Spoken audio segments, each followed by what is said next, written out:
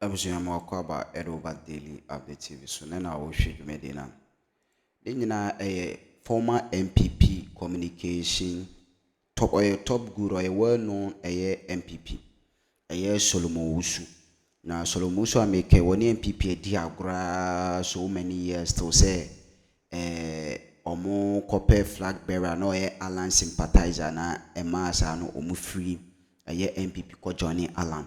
Na sisi ono na oye senior communication member ema eye movement for change na we di nkomo bi say Bawumia akwa kase during election 2024 no o donated 300 pickups na Solomon Owusu kase 300 pickups de Bawumia obenye sika wahin ena de akoto sa pickups na say o de ni page na to a ontimi topic capsi enti no yekotie Solomon Owusu but nam eye TV so Solomon Owusu ka so be petition OSP no ahwehwe Bawumia pickups na 300 pickups auto dem a NPP 2024 no na odidi nkomo TV3 se obe petition ye oha na ehu se wakwa petition na 2 hours ago ana TVS was it a drop sa information we. Or said the Office of the Special Prosecutor OSP has been petitioned to investigate former Vice President Dr. Mahmoud Bawumia over alleged corruption,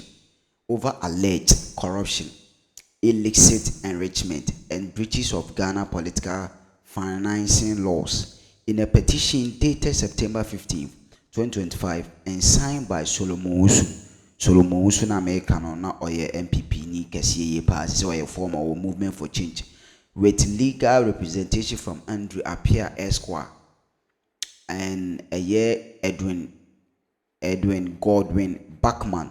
The complainant cited Dr. Bawumia own public claims of personally procuring more than 300 pickups vehicles for New Patriotic Party and raising unprecedented sum for political campaigns. Let's just say Bawumia na di kodi nkomo say of finance NPP during the election on auto 300 pickups, and according to Solomon allegedly it's more than that. Entino Bawumia na semna wakano na wade akopi OSP so investing Bawumia with immediate effect na 300 pickups no Bawumia sikana onya no let's say ono no enti asese omuhwehwe Bawumia 300 pickups no Solomon Owusu enkotie no wa abra na okasa wo TV3. Stay tuned. 32,000 votes. If you take this money and divide among them, these are people who believe in his vision. These are people who can invest in him. If you divide this money among them, each one of them can easily contribute that money to the campaign. It mustn't come from his deep pockets, Solomon. It mustn't come from anywhere. Okay. He can easily get committed and dedicated people to contribute that money. Okay. In the same way, Dr. Bawumia got over 2 million votes. If you divide this amount of money by them, because these are people who believe in his vision, they can easily contribute 10 CD, 20 CD, 100 CDs, it will raise. His Excellency President Mahama got about 4 million votes. That is money that these are people who believe in him. Divide this amount of money among these people. So one, what we need to do to reform the system is one, improve our campaign financing laws. Improve our campaign fundraising laws. Improve our campaign reporting laws. In other words, bring enough transparency and accountability in the system. Because these candidates have followers. Okay. There are people who trust them. And these people will invest in their campaign. Okay. I think the idea is that whenever we raise this thing, we make it look like you must pull the money out of your bank account. You must go and get the money. No. If for everything, like he just said, he ran and won elections. I don't think his bank account is that big to have fun. No. But he came up with innovative and creative ways to raise this money. Okay. What we should do is throw a big light into those ways to then see who are these friends who were holding a dinner for you. Who are these friends who gave you this check? How much did they raise? So that today I can go to the Edem campaign, click on the line, and see his list of donors. All right, sure. Let me come to Mr. Owusu now. And there's a part of the report where they do a bit of field work. And basically what they found, the various constituencies they went to, is that the biggest spenders won.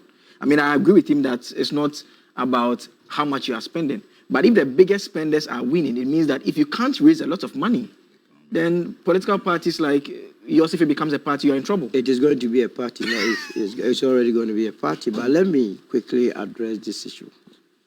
This morning, they have exhibited indiscipline. Your station meticulously gave us a topic. If they have activism to come and do, they must wait. They cannot come and choose a topic here and then run with it. If you don't take it next time, you bring a topic on road, and by the time you realize you'll be discussing prostitution on this platform. That is the first point.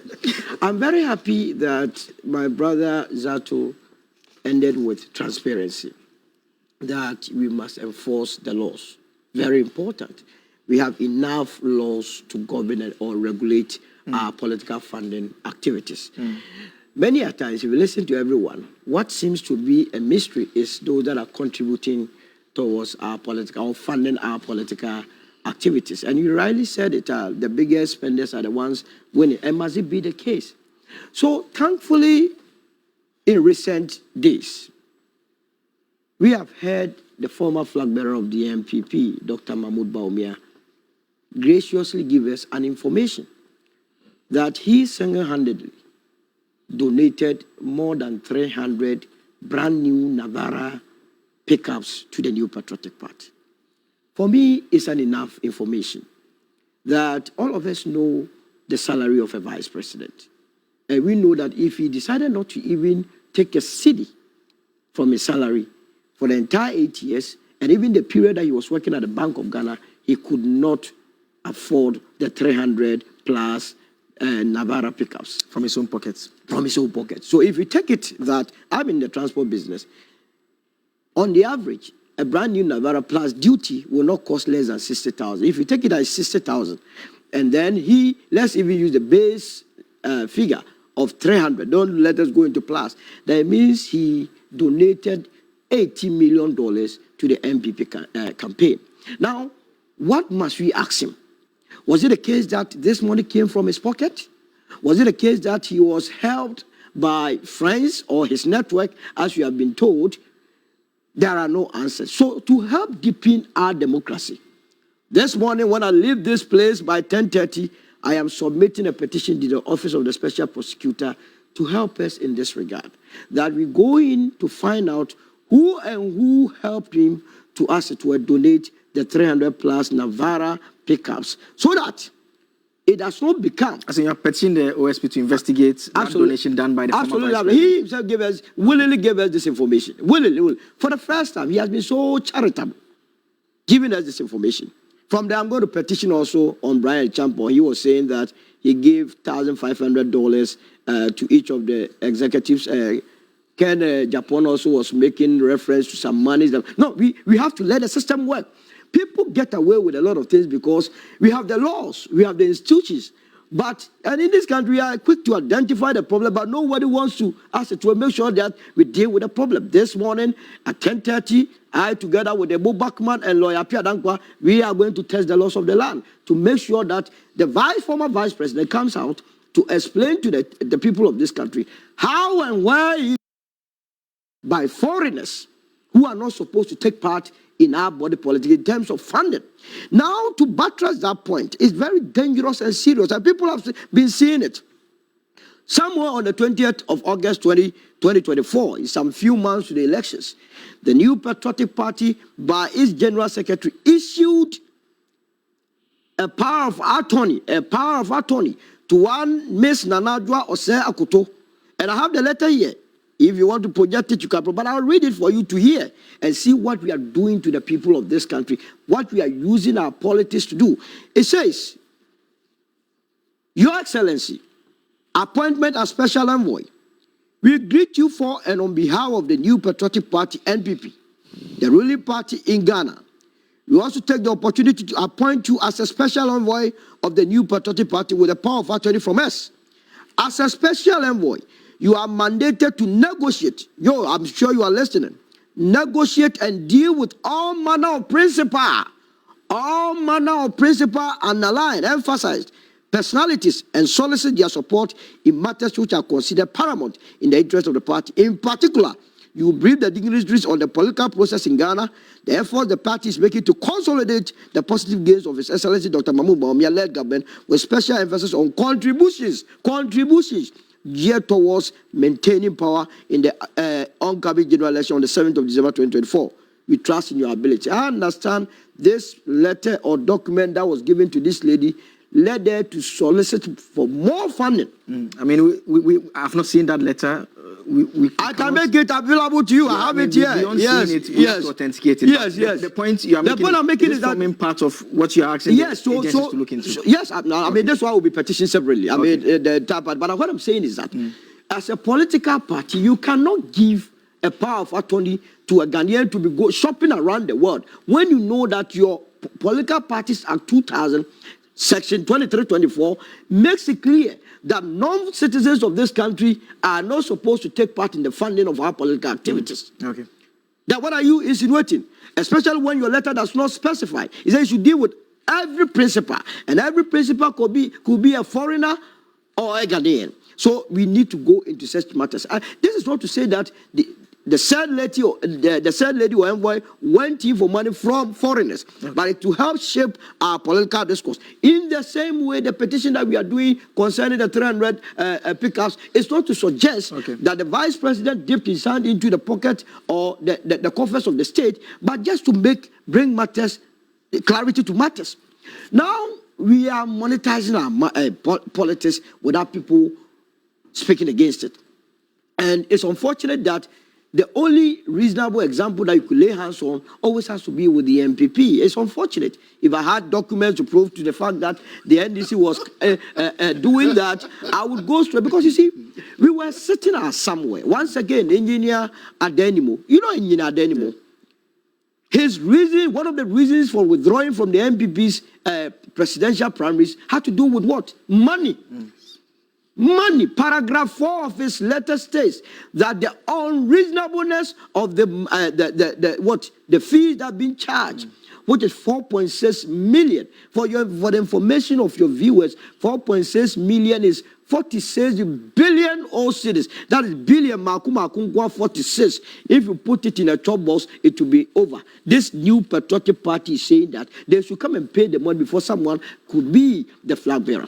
Now, I've been on a number of platforms with their communicators who openly argued with me that indeed it could never be true, including the director of communication of the party. So if you have a political party that is implementing a policy or a fee structure that its lead communicator is not even aware, then what are you talking about? And I heard from the Council of Elders boss or chairman of the Council of Elders, Mr. Hakman Osuajiman, lamentation 1-2. That why have we turned our party into a monocratic party? That he couldn't believe his ears and eyes that the party was charging 4.6 million Ghana cedis. And we are looking on concern. I'm happy Adam was enumerating what they use their money on. I dare say that if you want to spend, you want to spend. It's the reason why maybe some of us are not putting ourselves up for elections, because it's unconscionable for me to pay for your vote. I wouldn't do it. So if that's the reason why you will not vote for me, take your vote. Excuse my language. The great action plan is not going to get implemented. No, but we are going to tell them. You see, we are going to speak truth to them. Because the data shows that those who are spending more are winning. No, but it's also not true. It is defective. Because you see, you cannot convince me that in election 2024, the NDC had more than the NPP. Are you able to convince me? Yeah, I mean, I get that point, but in the context of the areas that they looked at, those specific constituencies, that was saying that we are also political actors. Okay. It's not always those that have money that wins elections. In fact, people who have ideas, people who have integrity, they win elections. In election 2024, the party that people saw them to be credible won it. How was your money going to diffuse the minds or win the minds of people that were concentrating on Galamsey? That you were destroying the environment. How was money going to change that? How was money going to change the perception of corruption? How was money going to change the fact that we are seeing a president and his appointees who were behaving arrogantly across the country? It is the way we have given so much weight to money that is letting people behave like so. We have to go back. Let candidates have a message. Your message alone can take you far. Okay. Let me wrap up with very important key. You have a situation where, as a candidate, people will call you and tell you that I see you are running to be MP in Ketu North. I know this may be little, but I want to support you with a motorbike. I want to support you with that. I want to support you with this. There were also people who were ready to make available their vehicles, maybe pickups, for the entire duration of the campaign. After which we have to return it and all of that. Just hold on for me. I'll come back. I'll come back to you on so that you land still on the sources of revenue and raising the money for the elections. Let me bring in Doc now, so that before I come back to you, Doc. I mean, what I'm hearing, I don't think I can get into Parliament. Thank you very much. I want to continue something he has started by praising the government on the initiative the government, the president launched, is it last week or this week? The big push. The president ordered that the Ministry of Finance or Agri should purchase about 1,000 boxes of tomatoes to feed HSS students. I think the president did that because there's almost a tomato glut in the market. Farmers were losing value, farmers were losing money. And so I think the idea behind this order by the president was that go inside there, offer the farmers a guaranteed price, buy it, use it to feed secondary school students. It's a very good project. I laud it. I thank the government for that. But my question is, why stop at tomatoes? Why stop at onions? Right now, as I speak to you, if you go to Tumu, if you go to Walanja, if you go to Saka, if you go to Chalo, if you go to Nablu, if you go to Basisa, if you go to Kunchok, if you go to any of the areas where the best maize in the world is cultivated, that is on Sesala land. I'm talking about from Lambuse, Sesala, where Sesala is wide. That's where the best maize in the world is. There's a glut of maize too. Okay. Last year by this time, this month, Sesala is called Banchane, September. You could sell 1 bag of maize and buy 1 bag of fertilizer. You could do that. And farmers do that. Farmers, they have a way of organizing these things. So at this time, they will sell the produce they have, buy the fertilizer, apply to the crop on the field, and still leave some to feed for the lean season. This year, a bag of maize in Tumu right now is going for around 380 cedis. A bag of fertilizer is going for almost 550 to 600 cedis. So you will need at least 2 bags of maize to try to buy 1 bag of fertilizer. What it means is that most farmers cannot afford to buy fertilizer. The prices of the maize is down. You could say it's good for consumers. But at the same time, the price of fertilizer is there. All the subsidy the government had for it is gone. There's no subsidy. So what farmers are staring at is to make 2 things. Should we keep this maize and feed in the lean season, or we should sell everything and buy fertilizer for the crop on the field? The government can do exactly what they did for the maize farmers, for the onion, for the maize farmers. The government can go inside, they give a guaranteed price for maize. What you simply do is just like this, say, look, I want to buy this amount of, because every secondary school in Ghana is Banku or Kenki, and Kolong, depending upon where you are as TZ.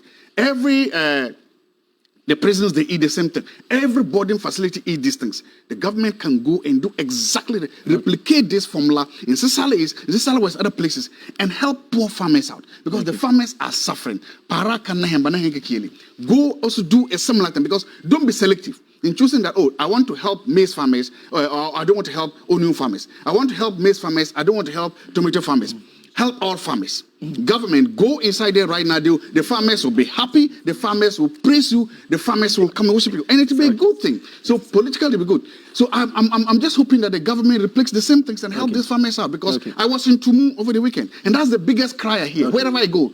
In fact, the small fertilizer that went there, they shared it along Patrick. Look, don't do this. No, I got news for you. No, don't worry. It's an information I'm so sure I can give your farmers. Let me also do this, and before I come the funding. Okay. So that was the number 1 concern. People are saying, I think you've made a point. No, don't do this. Yes. When you was making the point, you didn't tell him the point. This guy spoke for more than 30 minutes. You didn't say anything. Let me just make the point. Secondly,